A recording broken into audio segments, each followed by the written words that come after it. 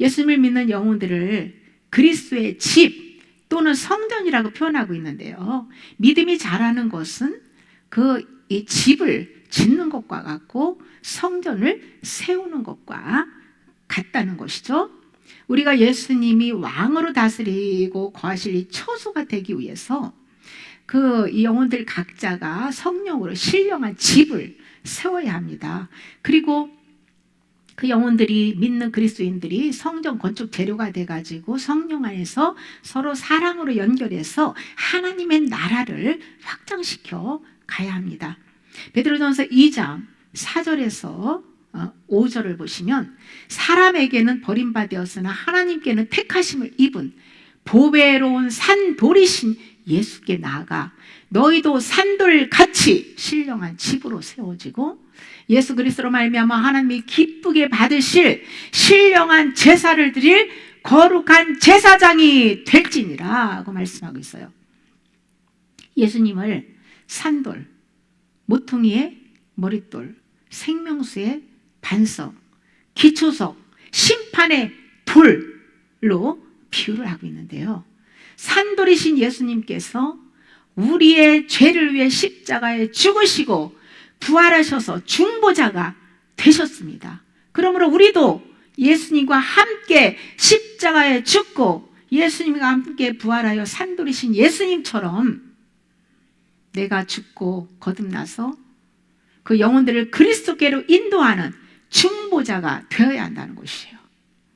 샬렘 왕이요 의의 왕이신 예수 그리스도는 영원한 우리의 대제사장이십니다.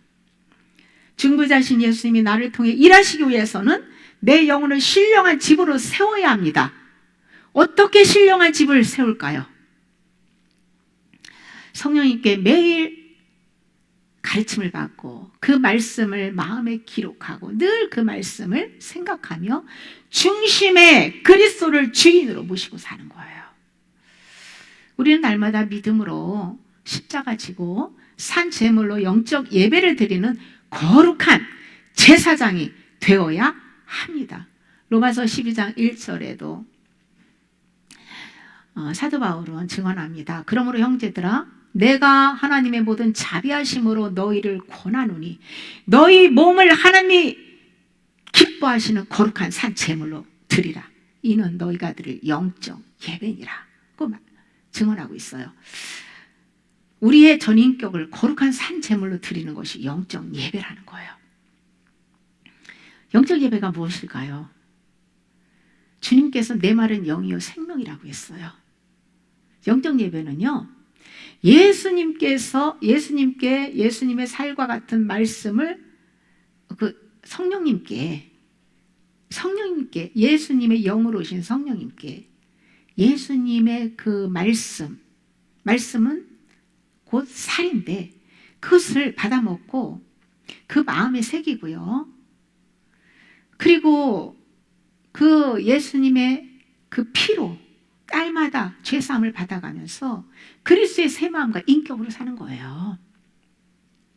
산제물로 영적 예배를 드리는 사람은 더 이상 내가 사는 것이 아니고 내 안에서 그리스도가 사는 것입니다. 그러므로 해서 오직 나를 부인하고 그리스도의 뜻에만 순복하는 삶을 살게 되는 것이죠. 하나님께 제3의 은혜를 받을수록 거룩한 산제물로 영적 예배를 드릴 수가 있는데요. 예를 들면 이제 우리가 어느 분이 회개를 10%를 했다. 그러면은 10%만 하나님께 드리고 90%는 자기를 위해서 살게 되는 거예요. 회개를 한 만큼 내가 영적 예배를 드릴 수가 있어요. 100% 회개하고 순교의 제물로 드리면 거룩한 산제물이 되는 것이죠. 제사장은 자기 죄를 회개하고 다른 영혼들의 죄를 회개시켜서 하나님과 화평한 관계를 맺도록 돕는 사람이죠. 내가 죄를 회개한 만큼 죄사함의 은혜를 받고 죄사함의 은혜를 받은 만큼 주님을 사랑할 수 있다고 예수님께서 말씀하셨어요.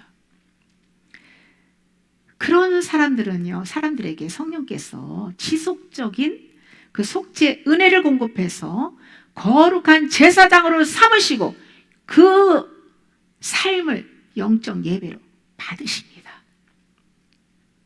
신령한 제사를 드릴 거룩한 제사장은요, 하나님의 법이신 성령님을 생각에 두고 성령의 가르침을 받은 말씀을 마음에 기록해서 새 언약을 성취합니다. 옛 언약이 두 돌판에 기록한 십계명이라면 새 언약은 성령께서 마음의 십계명을 새겨주시는 거예요. 십계명을 지키면 하나님의 모든 성경 66권의 말씀을 다 지키는 거예요. 그러므로 십계명 안에 담겨져 있는 그 영적인 의미, 하나님의 뜻을 우리가 정확히 깨달아 알 필요가 있습니다. 예수님의 십자가 죽음과 부활에 연합하여 새 언약이 성취된 거룩한 제사장은 산 증인으로 복음을 전파하여 예수님의 제자를 삼아서 그들을 가르치고 지키게 해야 합니다. 어떻게 성령님께 가르침을 받을까요? 예수님께서 나는 마음이 온유하고 겸손하니 나의 멍에를 메고 내게 배우라 라고 말씀하셨죠. 십자가를 질 때 예수님의 온유와 겸손의 은혜가 부어지고요, 이때 비로소 주의 음성을 듣고 순종할 수 있는 거예요. 왜 그럴까요? 왜 멍에를 꼭 매야만 배울 수 있을까요? 십자가에 죽을 때요, 사단이 더 이상 역사하지 못함으로 해서 영혼의 쉼이 오게 되고, 영혼의 쉼이 있을 때 주의 음성을 듣고 가르침을 받고 순종하게 되는 거예요. 성령님께 가르침 받기 위해 일단 성경을 소리내서 먹는 게 중요합니다. 소리내서 선포할 때 성령이 역사하게 되고 영이 신령한 젖을 받아먹고 믿음을 갖게 됩니다.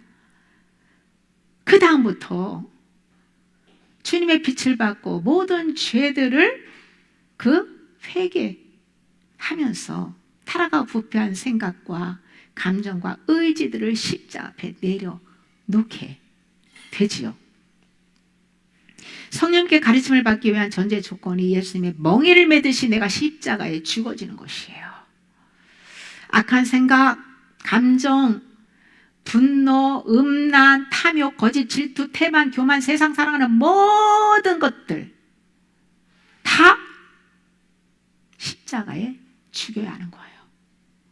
날마다 그런 죄와 타락한 정욕이 올라올 때마다 죽은 자로 반응해야 합니다. 십자가에 죽은 자는 마귀도 건들지 못하고요, 물러가게 되어 있거든요. 우리는 예수님 안에 있으면 세상에 어떤 것도 두려워할 것이, 염려할 것이 없습니다. 예수님이 십자가에 죽으셨을 때 성소 휘장이 딱 찢어지고 둘로 딱 갈라지는데요, 히브리서 10장 20절에 휘장은 예수님의 육체라고 증언합니다. 예수님의 육체가 죽음으로 해서 혼과 지성소와 성소가 딱 하나로 이렇게 이제 통일되고, 그리고 우리가 예수님 앞에 담대하게 중보자를 통하지, 예수님의 이름으로, 예수님이 우리의 중보자니까요, 이렇게 어느 누구를 통하지 않고 예수님의 이름으로 하나님 앞에 직접 나아갈 수 있는 은혜를 받았지요.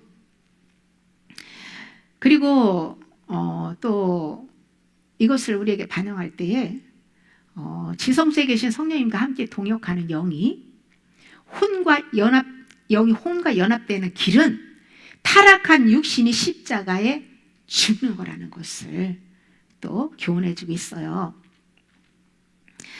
성령님은 십자가에 죽은 자의 눈을 열어서 영의 비밀을 가르치시고 진리 가운데로 인도해서 모든 것에서 우리에게 자유와 평안과 기쁨을 주십니다.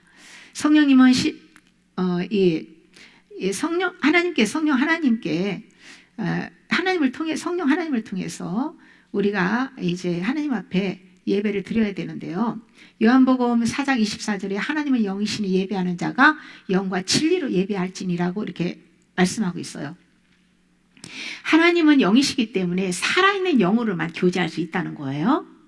죽은 영이나 혼으로는 하나님을 만날 수 없고 예배할 수가 없습니다. 예수님의 속죄 은혜로 성령을 받고 살아난 영이 믿음으로 진리의 성령님과 함께 예배할 수가 있어요. 우리가 알아야 할 것은 진리는요, 즉 마음으로 깨달아 아는 거예요. 그런데 진리는 먼저 영이 들어야만 믿을 수 있고요, 영이 듣고 믿어야만 혼이 깨닫고 반응을 하게 되는 거예요. 혼으로 말씀을 들을 때는요, 머리로는 깨닫기는 하지만 그 말씀에는 생명력이 없는 죽은 지식이에요. 그것은 사람을 변화시키지 못하고요, 오히려 사람을 교만하게 만들고 종교 생활하게 해요. 하나님의 말씀은요, 살아있는 영이 받아 먹어야만 지성의 산 지식이 저장되는 거예요. 이것이 성령을 통해서 영이 레마로 먹고 믿음으로 반응하는 것입니다. 그래서 영으로 말씀을 받아 먹는 사람은 믿기 때문에 점점점 믿음의 반응을 할 수밖에 없는 거예요. 이것은 이론이 아니고 경험적인 진리예요. 근데 혼적 생명으로 사는 사람들은 경험을 안 해봤기 때문에 좀 이해를 못하겠지요. 그런데 이 영 자체만으로는 그리스도의 마음과 행실로 살 수는 없어요. 영과 혼은 뗄 수는 없는 관계죠. 그러나 영과 혼의 역할은 다릅니다. 우리가 주님의 음성을 듣고 주님을 느끼고 임재를 느끼고 어둠의 영을 느끼고 하는 건 다 영이에요. 어쨌든 성령으로 영과 혼이 연합되어야만 믿음으로 행함의 열매를 맺으며 영적 예배를 드릴 수 있다는 것이죠. 우리는 영과 진리로 예배하기 위해 모든 죄를 버리고 순전하고 신령한 적과 같은 말씀을 사모해야 하는데요, 베드로전서 2장 1절에 3절에 그러므로 모든 악독과 모든 기만과 외식과 시기와 모든 비방하는 말을 버리고 갓난아기들 같이 순전하고 신령한 젖을 사모하라. 이는 그로 말미암아 너희로 구원에 이르도록 자라게 하려 함이라. 너희가 주의 인자하심을 맛보았으면 경험했으면 그리하라. 죽은 영이 살아나고 성령을 받았다면 모든 죄악 버리고 마치 갓 태어난 아이가 엄마의 젖을 간절히 찾는 것처럼 신령한 젖을 사모하라는 거예요. 순전하고 신령한 젖은 성령으로부터 받아먹는 생명의 말씀입니다. 아기가 엄마 품에서 젖을 빨아먹듯이 하나님 품 안에 있는 우리도 성령으로 말씀을 소리내서 먹어야 합니다. 말씀을 소리내서 먹고 회개하여 보혈로 죄사함을 받을 때 믿음이 구원에 이르도록, 하나님의 말씀을 경험하면서 구원에 이르도록 자라게 해주신다는 거예요. 우리가 하나님의 말씀을 경험했으며 은혜를 잊지 말고 꾸준히 말씀을 사모하고 성령의 능력 안에서 자라가야 합니다. 하나님의 말씀은 완전한 영혼을 소성시켜준다고 했어요. 영혼을 소성시켜주는 건 하나님의 말씀이에요. 우둔한 자를 지혜롭게 했어요. 우리의 우둔하고 어리석은 자를 지혜롭게 해주는 게 하나님의 말씀이라는 거예요. 그래서 또 정직하게 해서 마음을 기쁘게 해줘요. 우리는 다 거짓의 영에게 쏘가서 거짓되게 살았잖아요. 근데 하나님의 말씀을 통해서 우리가 지혜롭게 되면 마음이 정직하게 돼서 이 마음이 기뻐진다는 거예요. 그리고 하나님의 말씀이 순결하기 때문에 우리 눈을 밝게 해주기 때문에, 밝게 해줘야, 눈이 밝아야 온몸이 밝다는 거예요. 다 보이니까 깨끗하게 생수로 씻을 수 있지 않겠어요? 눈이 안 보이면 더러운 게 안 보이잖아요. 내 죄가 안 보이잖아요. 눈이 밝아야 내 죄를 다 보고 하나님 앞에 생수를 씻고 보혈을 씻고 회개할 수 있는 것이에요. 신령한 집을 세우기 위해서 주야라 말씀을 소리내서 읊조리듯이 먹고 마음에 새겨 지키고 모든 삶 속에서 믿음의 반응을 해야 될 줄 믿습니다. 잠언 24장 3절에 4절에 보면 집은 지혜로 말미암아 건축되고 명철로 말미암아 견고하게 되며 또 방들은 지식으로 말미암아 각종 귀하고 아름다운 보배로 채우게 되느니라. 아멘. 영혼의 신령한 집을 무엇으로 건축한다고요? 네, 지혜로 건축한다고요. 여호와를 경외함이 지혜의 근본이라고 말씀하고 있어요. 경외심, 하나님의 지혜는 날마다 십자가 지고 사는 사람들에게 주신 하나님의 선물이에요. 그들이 신령한 집을 세울 수 있는데요, 그 경외가 이 악에서 떠나는 것이라고 경외심에 대해 성경에 여러 가지로 표현을 해주고 있는데요, 그 하나님을 경외하는 것이, 가장 하나님을 우리가 경외할 수 있는 것이 무엇이냐면 아브라함을 통해서 말씀해 주고 있어요. 아브라함이 독자 이삭을 번제물로 드렸을 때 내가 이제 나를, 하나님을 경외하는 줄 안다라고 말씀하셨어요. 독자 이삭을 하나님 앞에 드릴 때 자신의 모든 것을, 자기가 사랑하는 모든 것을, 자기를 온전히 전부 하나님 앞에 드릴 때, 십자가에 죽을 때 주님을 경외하게 되는 거예요. 그런 영혼들에게 지혜를, 하나님의 지혜를 주셔서 이 신령한 집을 건축하게 해주시는데요, 금은 보석으로 집을 짓게 하시는 거죠. 믿음의 집을. 그러므로 해서 금은 보화로 지을 때는 죽고 부활 생명으로 살 때 성령의 열매가 맺어지는 그 열매가 건축 재료예요. 금은 보석입니다. 그래서 죽은 자에게 열매를 맺게 하시기 때문에 반드시 내가 사랑하는 모든 것들을 다 죽음에 넘겨야 되는 거예요. 집이 허술하면 마귀가 공격할 때 무너질 수 있기 때문에 명철로 견고하게 지으라고 해요. 견고하게 짓는 게 명철이에요. 영혼의 집을 지혜로 짓고 견고하게 해야 되는데요, 매사에 냉철하게 선악을 분별하여서 악을 버리고 양심의 눈을 밝혀줘야 됩니다. 그래야 명철해지는 거예요. 그래야 이 집을 지혜로 짓고 있는데, 내 믿음의 집을 마귀가 몰래 들어와가지고 내 보석을 도둑질하고 이 무너뜨리고 빼앗아가면 어떻게 되겠어요? 그것을 봐야 되잖아요. 볼 수 있는 눈이 있어야 되잖아요. 병철입니다.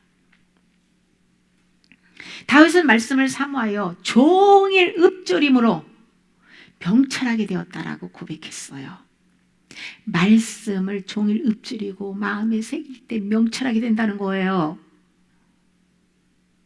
기도를 날마다 밤을 새워서 해도 말씀 안 먹으면 소용없습니다. 소경입니다. 그러니까 말씀 안에서 말씀으로 기도해야 돼요. 말씀으로. 그리고 마음의 방에는 성령님께 가르침을 받은 진리로 가득 채워야 합니다. 이것이 하나님의 법을 생각에 두고 마음에 기록하는 거예요. 방마다 말씀으로, 보화로 가득 채워야 돼요.